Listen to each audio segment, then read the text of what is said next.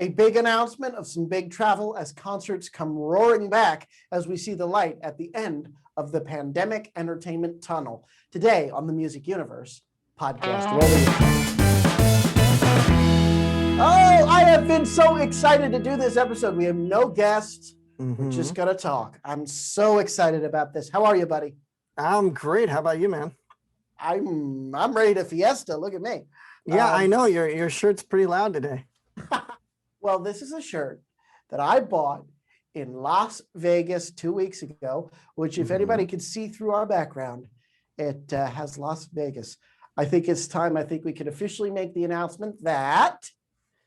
Well, it looks like Garth in Vegas is happening on July 10th. It's the first one back from COVID. And first stadium show. Looking forward to it. I know we've had tickets for over a year now. We got them last February.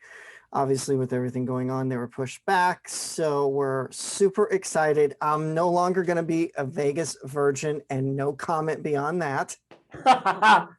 You're going to be my... Take other virginity in Vegas.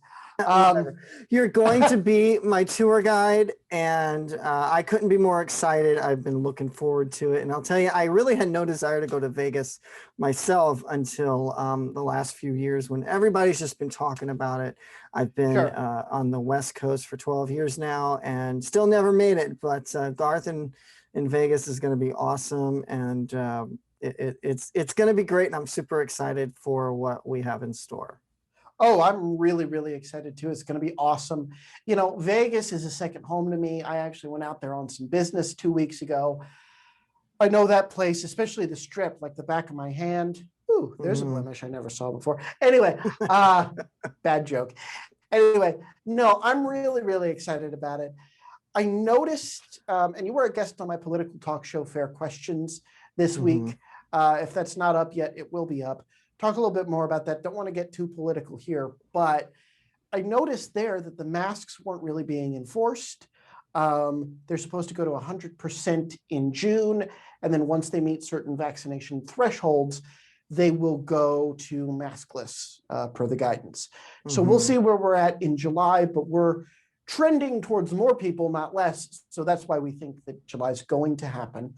But Vegas in particular, just having been there last month, even feels very normal. Really? Yeah. I mean, we stayed in touch when you were out there, and it seemed like it was still one big party. Oh, it was. It was a lot of fun. Yeah. That's what Vegas is. You will no doubt enjoy yourself. It's a world unto itself. But you have some announcements regarding Garth. I do. You know, with that said, he announced last week that Salt Lake City was the next stop. That'll be the week after on July 17th.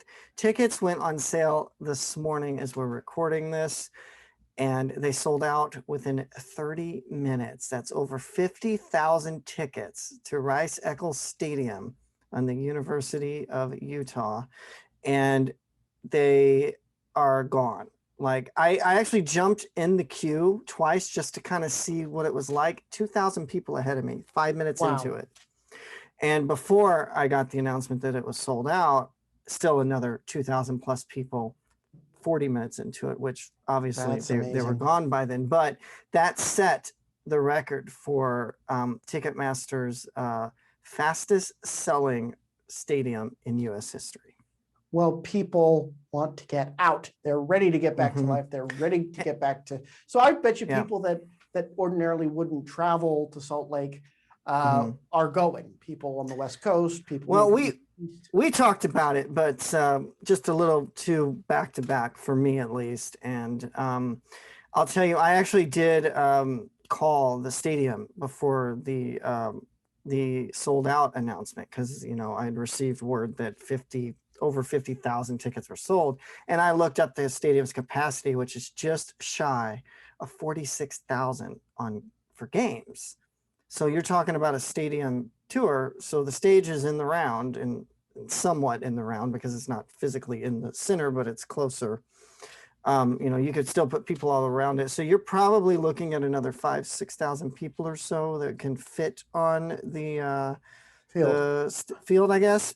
Mhm. I didn't get confirmation of that, but she told me that they weren't in charge of any of that, but that it was likely sold out at that point. And then shortly after, Garth had put that out there, and all that's on our website as well. But 50 plus thousand people attending this stadium, and it's, I mean, less than 30 minutes. That's definitely a feat. I think he will do a second show. Accomplish again.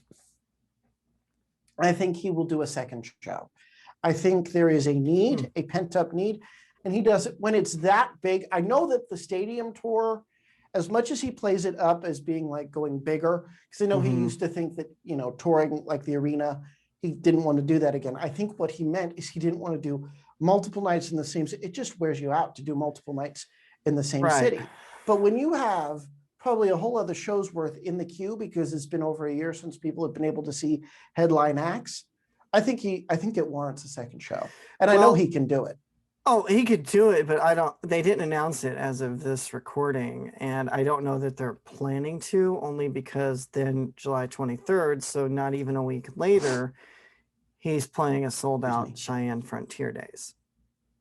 Well, we'll see. We'll see what happens. I don't know. He didn't hint at it, and who knows? I don't know how many people were left in the queue either, but I did attempt to get in there just to kind of see, and I wasn't taking anybody's spot because I was way down the line, and I jumped out almost as soon as I got in there. But it was interesting to see what that queue was like. But with that said, we're already planning a second trip to Vegas together. Eric Church. That's May. We got our tickets. I secured them on Tuesday, and I'll tell you, I got in that queue because, folks, here we go. We don't always get comped tickets to review things. We do buy a lot of them on our own, and we did cover Eric's, and we're gonna be at the MGM Grand Garden Arena next May when he plays that. Grand Garden or T-Mobile? It's T-Mobile. Sorry. T-Mobile. I don't know why I have Grand Garden in my head. You have Grand Garden in your head. Is that a separate venue? Yes. I don't know. Vegas. Let the Vegas expert talk. Okay. Go ahead, and then I'll finish. First, I want to say, I have been saying since I was in Pennsylvania, sitting at a card table in my office, doing these shows with you, that Vegas would be the barometer for everything coming back. And now Broadway's reopening, everything's reopening. Vegas, the arenas. MGM Grand Garden Arena is at the MGM Grand, which is on this side of the street. Gotcha. T-Mobile Arena is on this side of the street, up a little ways, next to the Park MGM. Grand Garden is more of a boxing arena. It's also where the ACMs used to take place or took place in normal times. I don't know if they're going to go back there. I know they did 1 year in Nashville, then they were back in Vegas. MGM Grand Garden. They were in Nashville for 2 years, and they're supposed to go back next year. Go back where? Vegas or Nashville? Vegas, yes. Vegas. Okay, so that's where the ACMs happen. That's why that was on my mind then. Right. T-Mobile is where the concerts happen. I don't know. T-Mobile is newer. It's Garth, obviously, I think was one of the inaugural concerts, but obviously it's more state of the art.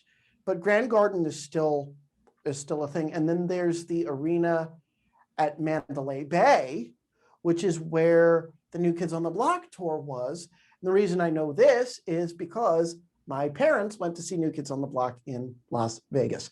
So too many MGM facilities that's what happened. So awesome. I'm glad you clarified that. But yes, it is at the T-Mobile Arena, and we got decent seats. And I'm not one for the pit and getting trampled on and all that. So we stayed clear of that. I want to enjoy our time there. But yeah, we're already planning that for next year. So we could have done LA, but we decided that, hey, Vegas will be the way to go. So we're already planning a second trip, and we haven't even had the first one yet. I love Vegas this much, and I have a sneaking suspicion that you will as well. I know. I've tried to plot what can I do, because I'm not sure I'm going to want to come back with all the fun and the exploration we're going to have. But It's just no, it's just a nice area. Like I go out and it's beautiful. So one time I was out there to visit friends and I stayed at their house. Well, you go up to their house had a little balcony in their master bedroom. It wasn't a big house, but it had 2 levels. You go outside, you could see the Luxor light from where I was in Henderson. So it's flat desert. Wow. And it really comes up on you like a mirage. It's just the area around Vegas is beautiful. I love the landscape of the desert, the atmosphere, the climate. As I've said a million times over, I would take 110 in a dry heat in Vegas than I would 82 and muggy here. And DC is a literal swamp, not just a political swamp, but a literal swamp. So it gets humid when it gets hot here. So, and even in the winter, it's a little humid, which is why our winters are a little more temperate. So it's cold, but it's not biting cold. So I would take Vegas weather, climate, and atmosphere over anything. And I always feel calm. I feel like I walk better, breathe better, everything out there. I love it. Love it. And I'll say it again. Vegas is the barometer for entertainment returning full scale across the country. So how many times does this make Vegas for you? I don't want to say. It's a big number. Not a terrible big number, but this was my 8th trip. Ours will be my 9th. Wow.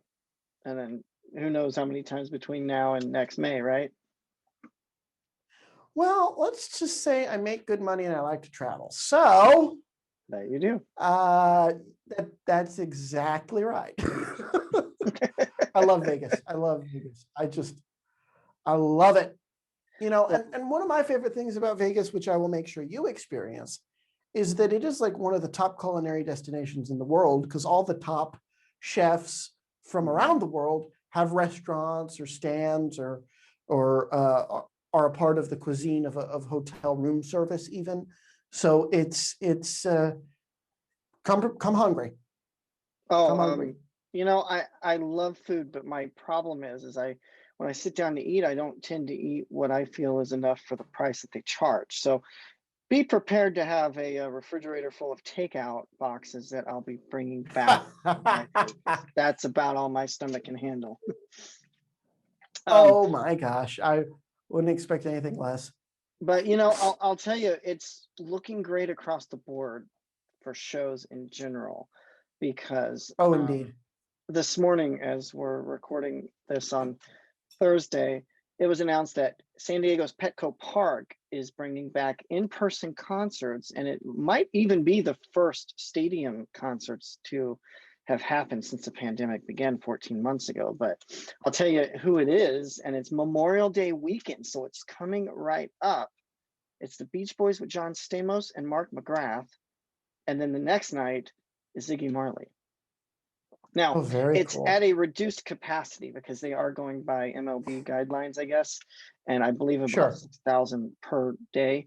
But the stage will be set up on the second base, where second base would be on the field. So it'll be interesting to see how that goes. And I believe masks are going to be required, even though it's outdoors. And you know, we discussed that. Well, see, that doesn't make sense. But that doesn't make sense. Right. I'm just going to say this, because if there's 6,000, you can have the social distancing required by the CDC to be without the masks outside. So let's follow the own rules. I get annoyed. I don't care who hears it. Let's follow the rules, at least that the government is setting, and nothing stricter. So, well, we'll see. We'll see what happens. I don't recall offhand what they're doing as far as if they're going to implement social distancing, but I mean, we've been to shows, you know, as soon as you can rush that stage, people rush that stage.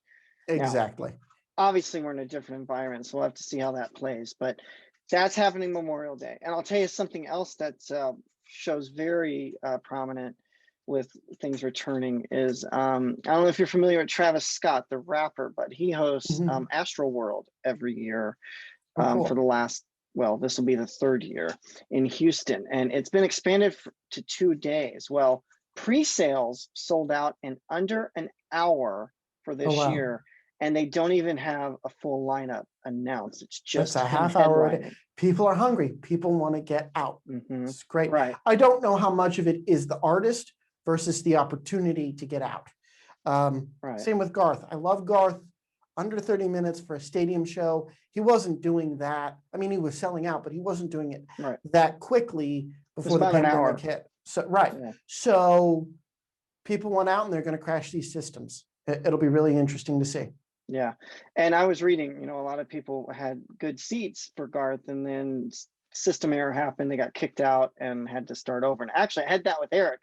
I had us in some okay seats, and then I went System to pay, error, and yeah. it wouldn't refresh, and then I had to go back a couple times and find the seats that we have. But I'll tell you other tour announcements. Love him or hate him, Justin Bieber. He's doing one next year now, and it's blowing up our website once that announcement came through. The Monkees announced a farewell tour for later this year. Other summer tours, I'm going to look away for a second. Brad Paisley, Sure. Everclear with Living Color, Hoobastank, and Wheatus for the Summerland tour. Midland is having the Last Resort tour. Genesis, they've reunited. They were supposed to do something last fall in Europe or Ireland or wherever. Now they're coming here. They're coming to DC. Yeah, they've announced North American dates for the fall. I'll tell you, I had an opportunity to submit a question to Alice Cooper and Evanescence Amy Lee last week for a Driven to Perform nationwide contest they were holding, and they're both in talks separately, of course, for returning later this year. Alice is hearing September, October. Amy had heard later this year, but that announcement's pending. Machine Gun Kelly, Dierks Bentley announces a club tour. Luke Bryan, Styx with Collective Soul, Thomas Rhett, and get this, and Chris Stapleton. A lot of these were postponed multiple times already. So they're just coming out and discussing more. And Toto, I know you saw them a couple of years ago. They moved theirs to 2022. Yeah, he was our first show podcast. Roger Waters from Pink Floyd is next year as well. So some of these are just still postponed for another year. But hey, at least they're coming back. Coming through. That's why this Vegas trip we're going on, I think, is going to be the start, marking the official end of this in terms of the inability to do things. I think we'll still have to be cautious. Might be precautions, maybe not masks anymore, but I think getting out of the whole staying at home and not having anything to do, I look at July as kind of the start to the end of that section of this pandemic. So lots of great stuff to look out for. Keep watching themusicuniverse.com for more.